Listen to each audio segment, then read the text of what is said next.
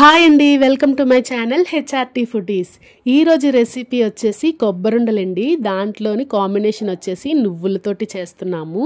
ముందుగా stove on చేసుకొని కళాయి పెట్టుకొని 1 కప్పు కొబ్బరి తురుము తీసుకొని సిమ్లోని దోరగా బాగా ఫ్రై చేయండి. వాటర్ అనేది ఏది లేకుండా పొడి పొడిగా వచ్చేసేలాగా.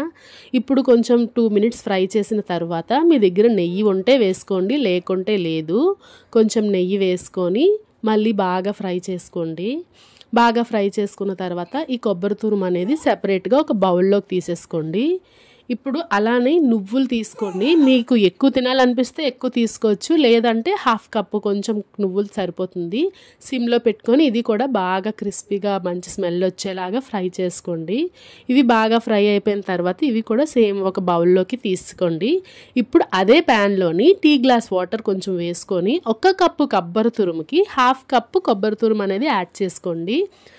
గట్టిగా ముదరపాకం వచ్చేలాగా చూసుకోండి. మీకు తెలియకపోతే కొంచెం బౌల్లో వాటర్ వేసుకొని నేను చూపించే విధంగా సెపరేట్ అయిపోవాలి. మన హ్యాండ్కి అనేది టచ్ అవ్వకూడదు, అది ఒక చాక్లెట్ లాగా వచ్చేయాలి ముదరపాకం అనేది. అలా వచ్చిన తర్వాత మీరు ముందుగా ఫ్రై చేసిన కొబ్బరి తురుము అనేది బెల్లం పాకంలోని యాడ్ చేసేయండి. ప్యాన్కి సెపరేట్ అయిపోవాలి. బాగా ఒక 3 మినిట్స్ బాగా ఫ్రై చేశాక ప్యాన్కి సెపరేట్ అవుతుంది అన్నప్పుడు మీరు ముందుగా ఫ్రై చేసుకున్న ఈ నువ్వుల్ని కూడా యాడ్ చేసేసుకోండి. అంతేనండి, దగ్గరికి అయిపోతే ఎంతో టేస్టీగా ఉండే నువ్వుల కొబ్బరుండ అయితే రెడీ.